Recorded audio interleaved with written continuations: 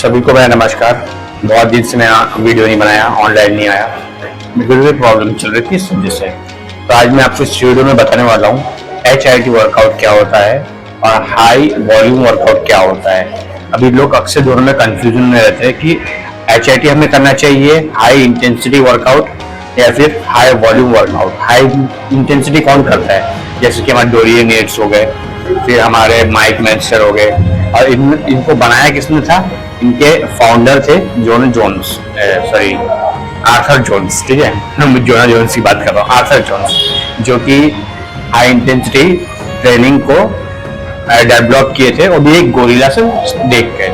आपको वो करना है, उससे ज्यादा आपको मसल फाइबर ग्रो होगा, मसल्स ग्रो होगा, या फिर जो आर्नोल्ड करते हैं जिम में 2 से 3 घंटा वर्कआउट करते हैं, उनकी बॉडी बनती है। तो आपको क्या लगता है कि जिम में 3 से 4 घंटा वर्कआउट करना चाहिए, या फिर जो आर्थर जोन्स कहते हैं, माइक मेंस्टर कहते हैं, या फिर डोरियन येट्स कहते हैं कि हमें मैक्सिमम 45 मिनट काफी है, हफ्ते में 3 से 4 बार बस। तो आपको क्या करना चाहिए? हफ्ते में 6 दिन 4 से 5 घंटे वर्कआउट, या फिर हफ्ते में सिर्फ 3 से 4 दिन भी हाई इंटेंसिटी वर्कआउट सिर्फ 45 मिनट के लिए।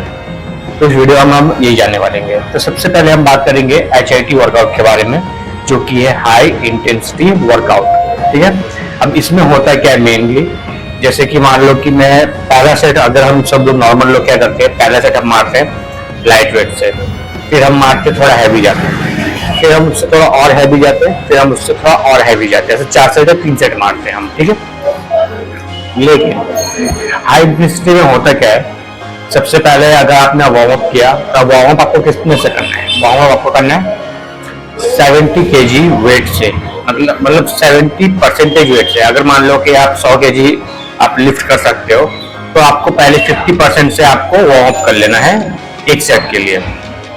सेकेंडली वार्म अप हो गया। अब फर्स्ट वर्कआउट आपका कैसा होगा? सबसे पहले अगर मान लो कि आप चेस्ट मार रहे हो, तो सबसे पहले हम पैक डेक से स्टार्ट करेंगे। और पैक डेक में पहला हमारा सेट कितना होगा? अगर मान लो आप 120 kg मारते हो रॉ, ठीक है, 120 kg, तो आपको उसी जगह आपको मारना है 70 kg, 70 to 80 kg, मतलब पूरे वेट का 70% से आपको पहला सेट लेना है। और उसके बाद सेकेंड सेट भी आप फिर 70% से लो। उसके बाद जो थर्ड और फोर्थ सेट है वो सबसे इंपॉर्टेंट है। और थर्ड और फोर्थ सेट में क्या, आपको वेट कम करना है। ठीक है, आपको वेट कम करना है। ऐसे आप 70% से अगर आप 9 to 10 रैप लगा पा रहे हो, तो आपको सेम उसी मतलब कम वेट में 7 to 8 रैप आए, इतना वेट आपको लेना है। समझ में आया? तो जैसे कि मान लो ये मैंने मारा 70 kg से 110 kg से 10 रैप, फिर आपको मारना 100 kg से 10 रैप मारना है, कुछ भी करके। फिर आपको 70 kg से 10 रैप मारना है, फिर आपको मारना है 50 kg से। तो कहने का मतलब ये है, आप नीचे से ऊपर नहीं, ऊपर से नीचे आओ, और वेट पहले से ही हैवी से सिलेक्ट करो। और ये तो होगी हाई से ट्रेनिंग करनी कैसे है, अभी कितने दिन करनी है। जैसे कि मैंने आज मारी चेस्ट, अगर मैं चेस्ट मार रहा हूँ, ये पहले पुश कर रहा हूँ, तो इसके साथ मेरी कौन सी मसल्स इंगेज हो रही है? तो अगर मैं चेस्ट मार रहा हूँ, चेस्ट के साथ मेरी मसल्स इंगेज हो रही है हमारे ट्राइसेप्स। अगर हम पुश करते हैं तो ट्राइसेप्स मेनली आता है। ठीक है, हमें ट्राइसेप्स, तो बाइसेप्स, चेस्ट के साथ हमें ट्राइसेप्स ट्रेन करना है। अगर आप चेस्ट मार रहे हो, मारते मारते आपका चेस्ट पंप हो गया, और हल्का फुल्का आपका जो ट्राइसेप जो है, ट्राइसेप भी आपका वार्म अप हो जाएगा। चलो, आप वार्म अप हो गया, अच्छी बात है। उसके बाद ट्राइसेप मार लो, तो चेस्ट और ट्राइसेप हो गया। फिर एक दिन आपको रेस्ट लेना है। जैसे कि मंडे को आपने बाइसेप, चेस्ट और ट्राइसेप मारा, फिर ट्यूसडे को रेस्ट लेके फिर वेडनेसडे को आना है, क्योंकि आप हाई इंटेंसिटी ट्रेनिंग कर रहे हो। जब तक आपका छूटेगा नहीं, तब तक वो करना है। अब उसके बाद थर्ड डे पे, ऐसे मंडे हो गया, ट्यूसडे हम रेस्ट करेंगे,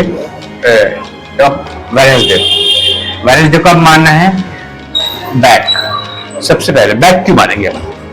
बैक जो है बड़ी मसल्स है, ठीक है, तो हम पहले बैक को मारेंगे। जैसे बैक हमारी फुल मसल है,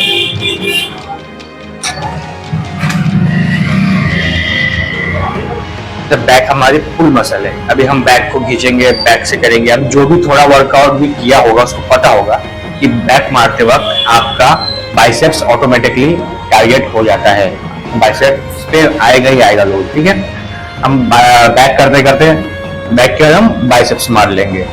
अब बैक में सबसे पहले क्या मारना चाहिए हमें? सबसे पहले हमें कभी भी डेडलिफ्ट नहीं मारना चाहिए।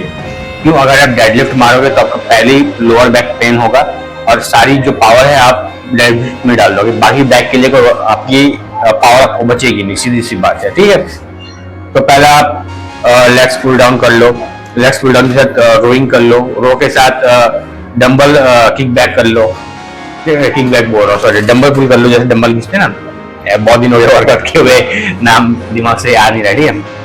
तो ये हो गया। इसके बाद आप फिर 2 सेट बाइसेप्स का मारो। ठीक है, अब मैं वो बताऊंगा कि कौन सा मानना है नहीं मानना है और नेक्स्ट वीडियो में। 2 सेट बाइसेप का, फिर एक बैक का, फिर एक बाइसेप्स। ठीक है, अब हाई इंटेंसिटी पे कर रहे हो, मतलब एक बार में आप इतना मार रहे हो कि इसके बाद आपका हाथ ऊपर उठ नहीं रहा है। अगर आपका हाथ ऊपर नहीं उठ रहा है फिर आपका हाथ लॉक करके रखना है, समझ रहे हो? अब ये तो हो गई हमारी बैक और इसकी। अब एक दिन में फिर गैप लेना है, वेडनेसडे को मारे, थर्सडे गैप लेके फिर फ्राइडे को मारना है हमें। अब फ्राइडे को हमें क्या मारना है? फिर क्या बच गया हमारा? अब बताओ। लेग बचा, लेग के साथ क्या बचा? बाइसेप्स मार लिए, ट्राइसेप्स मार लिए, शोल्डर बच गया। ठीक है, तो हमें पहले शोल्डर मारना है फिर लेग्स मारना है, क्योंकि अगर पहले आप लेग्स मारोगे तो शोल्डर मारने के लिए आपको ताकत रहेगी नहीं और आपको पैर कांपेगा, खड़े रहोगे भी। तो ठीक है, पहले हम 3 शोल्डर मारेंगे, 2 लेग, फिर 1 शोल्डर, फिर 1 लेग। ये हमारी वर्कआउट होगी, हमारी स्प्लिट होगी हमारी total Monday, Wednesday, Friday, Saturday Sunday off, Saturday of, फिर संडे वापस। अगर आपके जिम में संडे ऑफ रहता है तो फिर मंडे से स्टार्ट कीजिए। तो ये होगी हाई इंटेंसिटी। हाई वॉल्यूम पे तो आपको पता ही है कि एक वेट, लाइट वेट लो,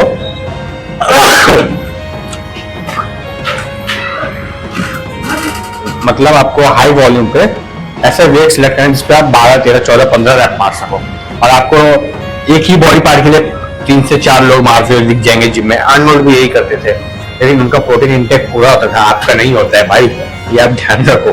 ठीक है, तो ये तो होगी हाई वॉल्यूम। हाई वॉल्यूम में कुछ बताने जैसा है नहीं, ज्यादा से ज्यादा वर्कआउट और ज्यादा से ज्यादा देर तक करना, मतलब हाई रेपिटेशन पे निकालना है। अभी हाई इंटेंसिटी पे एक बात जो है, इसमें 3 तरीके की होती है। पहले जो है रेस्ट एंड पॉज टेक्निक, दूसरी सपोर्टिंग टेक्निक और तीसरी जो है होल्ड टेक्निक। सबसे पहला रेस्ट एंड पॉज में क्या होता है, ऐसे आप 8-9 रैप मार लो, उसके बाद आपसे उठ ही नहीं रहा है। अगर आप बाइसेप मारो 9 रैप में आपको उठ ही नहीं, फिर आपको यहाँ पे आके होल्ड कर लेना है, भले आप नहीं मार पा रहे हो कोई बात नहीं, लेकिन होल्ड आपको यहाँ पे करना है। सेकेंड ये हो गया अपना होल्ड टेक्निक, क्या है होल्ड करके रखना है। और होल्ड करके रखोगे तो फिर बॉडी बनेगी। अगर आप में ताकत नहीं मारने की, लेकिन आप में इतनी ताकत होती है कि बस आप उसको होल्ड करके रखो।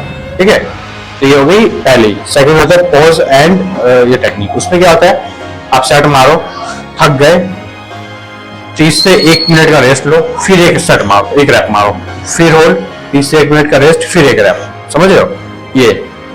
उसके बाद होता है आपका सपोर्टिव टेक्निक। अब सपोर्टिव टेक्निक में क्या होता है, ऐसे आप नॉर्मल भाई सपोर्ट दे दे, अच्छा 200 केजी लगा के सपोर्ट दे दे भाई। सपोर्ट का मतलब क्या होता है, बस तू उठा दे, मैं भाई उठा रहा हूँ, 2 मिलकर उठाते हैं, ऐसा नहीं। सपोर्ट मतलब होता है अगर आप 6 से 7 रैप मार पा रहे हो 100 केजी में, उसके बाद आप नहीं लग रहा है, इससे हल्का सा आप हेल्प ले सकते हो, तो बोलते हैं सपोर्टिव। ठीक है, आप पूरा वेट अगर आप उठाओगे सपोर्टिव नहीं बोलेंगे। तो उम्मीद है समझ गए होंगे। अगर वीडियो आपको अच्छा लगा तो अगली बार हम जिम में जाएंगे। अभी तो मैं जिम में नहीं जा पा रहा हूँ, बाहर आया हूँ, इसलिए। तो आज के लिए बस इतना ही। Like, subscribe, share. Thank you for watching.